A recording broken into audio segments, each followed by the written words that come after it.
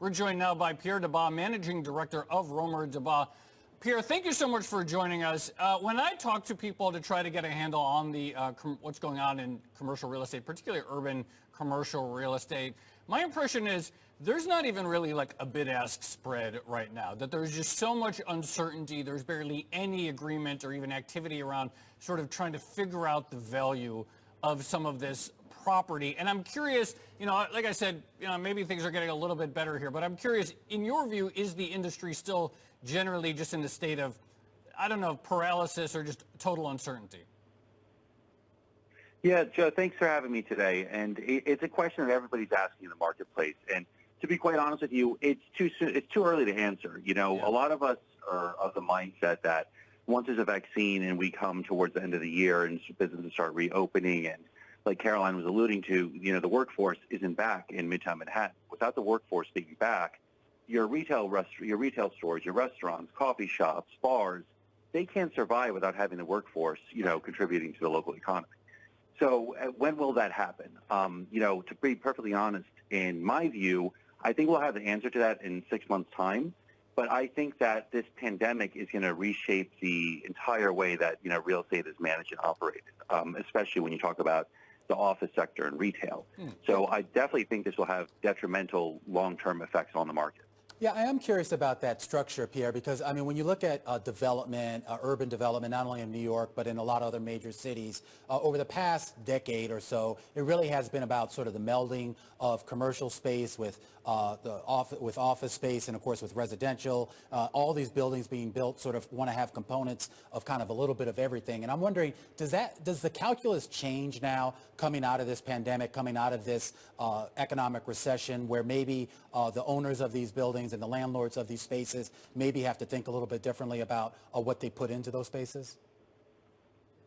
Yeah, I think you're going to see a lot of repositioning and restructuring of space, especially on the retail and restaurant side. We're going to have a trend where, fine dining is probably going to be something that doesn't have a resurgence for a number of years, especially when you're talking about development. Certain sectors will remain strong. For the most part, multifamily's done, fairly well, or people are bullish on multifamily moving forward, albeit, we've probably had a significant amount of lease defaults, but that's to be expected with everything going on. But I think that besides multifamily, there is a big question mark in terms of how, office, retail, and restaurant spaces will be repositioned. But certainly, that will take place in the next 1 to 2 years.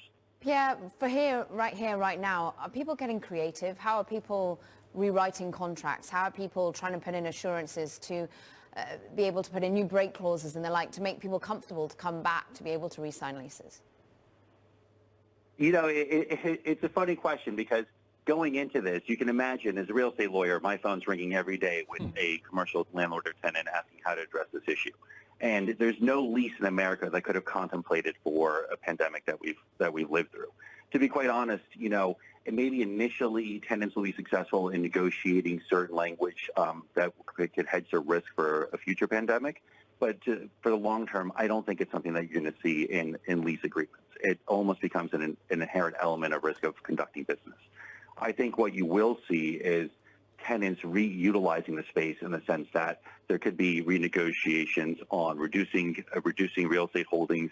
We're seeing that now, for instance, Starbucks closed a number of stores, I believe about 400 over the summer, and they're restructuring it more as a to-go concept, more, accommodating the virtual and technology mindset as opposed to sitting in a cafe. And I think you're going to start seeing more of that as opposed to having language in leases that address this.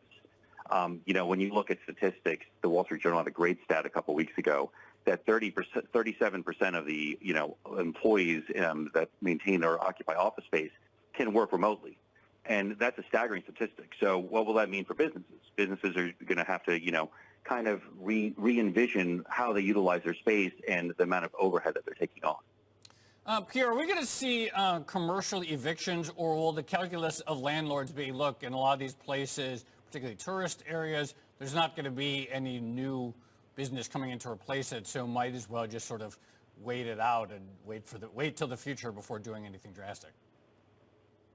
It's a great point. I definitely think you're going to see a significant increase in commercial evictions. I think at the moment, the way we're counseling both landlords and tenants is that it doesn't behoove anybody to go down that road just yet. We're trying to get both parties to a table to either re-amortize rent, negotiate for rent forgiveness, try to do whatever we can to keep the tenants essentially afloat. If I'm a landlord's perspective, it really depends on their number of holdings, because if the landlord has several holdings, we're seeing more reluctance on the larger institutional landlords that are worried about creating precedent.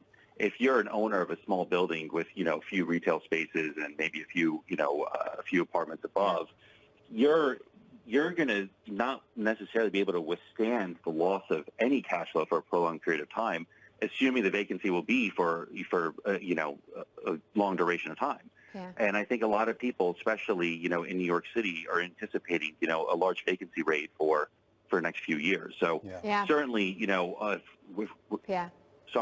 if we're not successful in that, I agree. You're certainly going to see an increase in eviction.